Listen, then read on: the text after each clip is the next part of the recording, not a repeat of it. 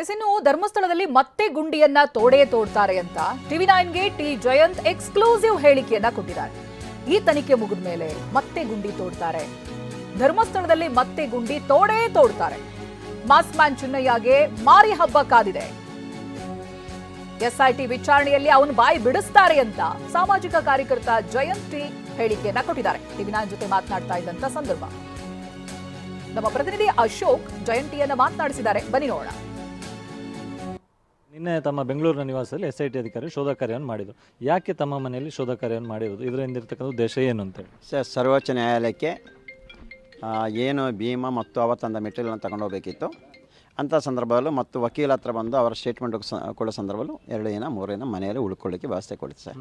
ಈ ಒಂದು ವಿಷಯದಲ್ಲಿ ಅವರ ಸ್ಟೇಟ್ಮೆಂಟ್ ತೆಗೆಯುವಾಗ ಎಲ್ಲೆಲ್ಲ ಉಳ್ಕೊಂಡಿದ್ದ, ಏನೆಲ್ಲ ಮಾಡಿದ ಅಂತ ಹೇಳಿದ್ರು. ಅದರ ಪ್ರಕಾರವಾಗಿ ಅವರು ಬಂದರು, ತನಿಖೆ ಮಾಡಿದ್ರು, ಸಂತೋಷವಾಗಿ ಏನೆಲ್ಲ ಬೇಕು ನಾನು RTIಯಲ್ಲಿ ತೆಗೆದುಕೊಳ್ತಾ ಇದ್ದಾರಂಥ ಫೈಲ್ಗಳನ್ನೆಲ್ಲ ಹಿಡ್ಕೊಂಡು ಹೋಗಿದ್ದಾರೆ ಸರ್. ಬೇರೆ ಯಾವ ತಗೊಂಡು ಹೋಗಿಲ್ಲ.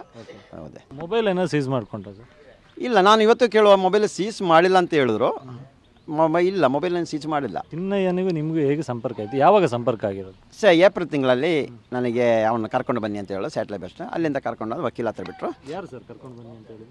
ಗಿರೀಶ್ ಮಠನವರು ಹೇಳಿದ್ರು, ಕರ್ಕೊಂಡು ಬನ್ನಿ ವಕೀಲ ಹತ್ರ ಬಿಡಿ ಅಂತ. ವಕೀಲ ಹತ್ರ ಕರ್ಕೊಂಡು ಬಿಟ್ಟೆ ಸರ್. ಆ ನಂತರ ಸಾಯಂಕಾಲ ಆಗೆಲ್ಲ ಸ್ಟೇಟ್ಮೆಂಟ್ ಆದಮೇಲೆ ಸಾಯಂಕಾಲ ರೂಮ್ ಮಾಡಿಕೊಳ್ಳೋಣ ಅಂತೇಳಿ ನಾನು ಹೇಳಿದೆ. ಅವಾಗ ಕೇಳ್ತಾ ಇದ್ದ ಏನು ವಿಷಯ ಅಂತ. ಆವಾಗ ಹೇಳಿದ್ರು, ಇಲ್ಲ ನಾನು ರೂಮ್ ಮಾಡಿಕೊಟ್ರೆ ಮತ್ತೆ ನಾನು ಅಲ್ಲಿರಬೇಕು, ಬೇಡ ನಮ್ಮ ಮನೆಗೆ ಕರ್ಕೊಂಡು ಹೋಗ್ತೇನೆ ಅಂತೇಳಿ. ಒಬ್ಬ ತಾನೇ ಏನು ತೊಂದರೆ ಇಲ್ಲ ಅಂತ ಅದು ಕರ್ಕೊಂಡು ಹೋಗಿದ್ದೆ ಸರ್. ಊಟ ಹಾಕಿದ್ದೀನಿ. ಹೌದು. ನಿಮ್ಮ ಮನೆಗೆ ಬರುವಂಥ ಟೈಮಲ್ಲಿ ಚಿನ್ನಯ್ಯನ ಹತ್ರ ಬುರುಡೆ ಇತ್ತ? ಇಲ್ಲ, ಅವ 2 ಅಲ್ಲ 3 ಸಾರಿ ಎಲ್ಲ ಬರುವಾಗ ಡೆಲ್ಲಿ ಹೋಗಬೇಕಿತ್ತು, ಆವ ತಂದಿದ್ದ. ಹೌದು. ಈಗ ಬುರುಡೆ ಎಲ್ಲೆಲ್ಲೇ ಸುತ್ತಾಡಿದೆ ನಿಮ್ಮ ಜೊತೆ? ಇಲ್ಲ, ಎಲ್ಲೂ ಸುತ್ತಾಡಿಲ್ಲ. ಅಲ್ಲಿಂದ ಮನೆ ಹತ್ರ, ಮನೆ ಹತ್ತಿಂದ ಡೆಲ್ಲಿಯಿಂದ ಮಹೇಶನ ಮನೆಗೆ. ಹೌದು. ಆ ಬುರುಡೆ ಇಟ್ಬಿಟ್ಟು ಯಾವುದೇ ಷಡ್ಯಂತ್ರ ಅಲ್ಲ. ಅದು ತಂದರು, ತಂದರು ಏನಂತ ಹೇಳಿದ್ರೆ ನಮಗೆ ಯಾರಿಗೆ ನಂಬಿಕೆ ಇಲ್ಲೋ ನಾವೇ ತರ್ತೀವಿ ಅಂತೇಳಿ ಅವರು ಮತ್ತು ಆ ಗಿರೀಶನ್ನ ಅವತ್ತು ಯಾವತ್ತು ಗೊತ್ತಿಲ್ಲ 1 ವರ್ಷ 2 ವರ್ಷ ಹಿಂದೆ ತೆಗೆದಿಟ್ರು ಅಂತ. ಆನಂತರ ಇವಾಗ ಇದಕ್ಕೆ ಖಾತ್ರಿಪಡಿಸ್ಬೇಕಲ್ಲ, ಹೌದಾ ಅಲ್ವಾ ಅಂತ, ಅದಕ್ಕೋಸ್ಕರ ಡೆಲ್ಲಿಗೂ ತಗೊಂಡೋಗ್ಲಿಕ್ಕೆ ತಗೊಂಡೋಗಿರೋದು. ಹೌದು ಸರ್. ಈಗ ಚಿನ್ನಯ್ಯ ನಿಮ್ಮ ಹತ್ರ ಏನು ಹೇಳಿದ?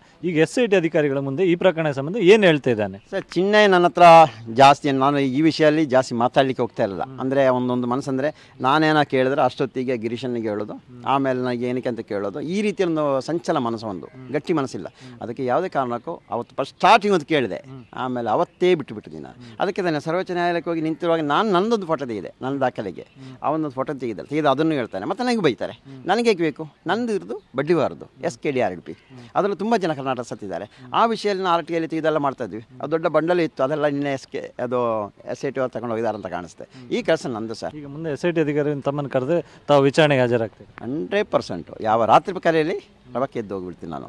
ಒಂದು 2 ಗಂಟೆ ಆದರೂ ಟೈಮ್, 3 ಗಂಟೆ ಟೈಮ್ ಕೊಟ್ಟರೆ ಸಾಕು, ಹೋಗ್ಬಿಡ್ತೀನಿ. ಈಗ ನಿಮ್ಮ ಈ ಹೋರಾಟಗಾರರಲ್ಲಿ ಭಿನ್ನಾಭಿಪ್ರಾಯ ಏನಾದರೂ ಮೂಡಿದೆಯಾ? ಇಲ್ಲ ಸರ್, ಯಾವುದೇ ಕಾರಣಕ್ಕೆ ಇಲ್ಲ ಸರ್. ಏನಕ್ಕೋಸ್ಕರ ಭಿನ್ನಾಭಿಪ್ರಾಯ ಆಗಬೇಕು ಸರ್? ತಪ್ಪು ಮಾಡಿದರೆ ಭಿನ್ನಾಭಿಪ್ರಾಯ ಅಂತ ಹೇಳ್ಬೋದು. ಇದು ದೊಡ್ಡ ಒಂದು ಸಣ್ಣ ಹೋರಾಟ ಅಲ್ಲ. ಈ ಒಂದು ಅತ್ಯಾಚಾರ ಕೊಲೆ ಅಂತ ವಿಶ್ವವೇ ನೋಡ್ತಾ ಇದೆ. ಅವ ನಮ್ಮ ಯಾವುದೇ ಭಿನ್ನಾಭಿಪ್ರಾಯ ಇಲ್ಲ. ಎಲ್ಲರೂ ನಾವು ಒಂದಾಗಿ ಚೆನ್ನಾಗಿದ್ದೀವಿ. ಸುಪ್ರೀಂ ಕೋರ್ಟ್ವರೆಗೂ ಹೋಗಿದ್ದೀರಿ ಅಂದರೆ ಯಾರ್ಯಾರು ಹೋಗಿದ್ರು? ಅದು ನಾವು 4 ಜನ ಹೋಗಿದ್ದೀವಿ ಸರ್. ಯಾರ್ಯಾರು? ನಾವು ಗಿರೀಶಣ್ಣ ಮತ್ತು ಸುಜಾತ, ಬುರುಡೆ, ನಾನು 4 ಜನ ಹೊಡೆದ್ವಿ ಸರ್. ಈಗ ಚಿನ್ನಯ್ಯ ಏನು ಉಲ್ಟಾ ಹೇಳಿಕೆ ಕೊಟ್ಟಿಲ್ಲ ಅಂತ ತಾವೇ ಹೇಳಿದ್ರಿ, ಆದರೆ ಸುಜಾತ ಭಟ್ ಅವರು ಉಲ್ಟಾ ಹೇಳಿಕೆ ಕೊಟ್ಟಿದ್ದಾರಲ್ಲ, ನನ್ನನ್ನು ಒತ್ತಾಯಪೂರ್ವಕವಾಗಿ ಹೇಳಿಸಿದ್ರು, ನಿಮ್ಮ ಹೆಸರು ಗಿರೀಶ್ ಮಠನ್ ಅವರು ಮತ್ತು ಜಯಂತ್ ಅವರು ಇದರಲ್ಲಿ ಇದ್ದಾರೆ ಅನ್ನುವಂಥ ರೀತಿಯಲ್ಲಿ ಹೇಳಿಕೆಯನ್ನು ನೀವು ಸೊ ಏನು ಹೇಳ್ತೀರಿ ಸರ್? ತಮ್ಮಂಥ ಮಾಧ್ಯಮವರು ಇವತ್ತು ಪ್ರಪಂಚವನ್ನು ಒಂದು ಮಾಧ್ಯಮ ನೋಡ್ತಾ ಇರೋದು. ತಮ್ಮ ಮುಂದೆ ಬಂದು ಹೇಳಿದಾರೆ ಅವರು? ಇಲ್ಲ ತಾನೆ. ಹೇಳಿದ್ದಾರೆ ಮೀಡಿಯಾ ಮುಂದೆ ಹೇಳಿದ್ರು. ತಮ್ಮ ಮೀಡಿಯಾ ಮುಂದೆ ಹೇಳಿದಾರ? ಇಲ್ಲ, ಅದೊಂದು ಕಾರಲ್ಲಿ ಕರ್ಕೊಂಡು ಹೋಗಿರೋದು. ಹೌದು ತಾನೆ. ಇವತ್ತು ಬೆಳಿಗ್ಗೆ ಏನು ಹೇಳಿದ್ದಾರೆ ಅಂತಂದ್ರೆ ಅವರವ್ರು ಮಾಡಿದ ಕರ್ಮವನ್ನು ಅವರವರು ಅನುಭವಿಸ್ತಾರೆ ಅಂತ ತಮ್ಮ ಹೆಸರನ್ನು ಮತ್ತು ಗಿರೀಶ್ ಮಠನ್ ಅವರ ಹೆಸರನ್ನು 100%, 100% ನೋಡಿ. ಪ್ರಕೃತಿಯಲ್ಲಿ ನಿಂತಿದ್ದೀನಿ, ಮರ ಬಿದ್ದು ಸಾಯಿಲಿ, ನಾನು ಹಾವು ಕಚ್ಚಿ ಸಾಯಿಲಿ ಅಂತ ಕೆಲಸ ಹಿಂದೆ ಮಾಡಿಲ್ಲ ಅಂತ ಹೇಳ್ತೀನಿ. ಆ ದೇವರವ್ರಿಗೆ ಅದನ್ನು ಕೊಡಲಿ. ನಾನು ಅಂಥ ಕೆಲಸಕ್ಕೆ ಹೋಗಿಲ್ಲ, ಮಾಡೋದೇ ಇಲ್ಲ. ಅದಕ್ಕೆ ನನ್ನ ಮಗನಿಗೆ ಹೋಗಿ ಏನಿದ್ರು ಹೇಳು ಅಂತ ಹೇಳಿರೋದು. ಸುಜಾತ ವಿಷಯದಲ್ಲಿ ನಂಬಿ ಮೋಸ ಹೋಗಿರೋದು, ಅದು ದೊಡ್ಡ ತಪ್ಪು ಮಾಡಿದೆ. ಆದರೆ ಚಿನ್ನಯ್ಯ ವಿಷಯದಲ್ಲಿ ನಂಬಿ ಮೋಸ ಹೋಗಿಲ್ಲ. ಅವ ಮೋಸ ಮಾಡ್ತಾ ಇದ್ದಾನೆ. ಆದರೆ SIT ಅವರು ಬಾಯಿ ಬಿಡಿಸ್ತಾರೆ. ಇವಾಗೆಲ್ಲ ಕೆಲಸ ಮುಗಿಲಿ ಸರ್, ಒಂದೊಂದು ಕಡೆಯಿಂದ ಎಲ್ಲವನ್ನೂ ರಿಪೋರ್ಟ್ ಮಾಡಲಿ ಸರ್. ಆ ನಂತರ ಅವನಿಗಿರುತ್ತೆ, ಅವಾಗ ಭಾರಿ ಹಬ್ಬ ಇರ್ಬೋದು. ಹೌದು, ಅದು ಸತ್ಯ ಹೊರಗೆ ಬರಲೇಬೇಕು. ಈಗ ಚಿನ್ನಯ್ಯ ಸತ್ಯ ಹೇಳ್ತಾನೆ ವಿಚಾರಣೆಯಲ್ಲಿ?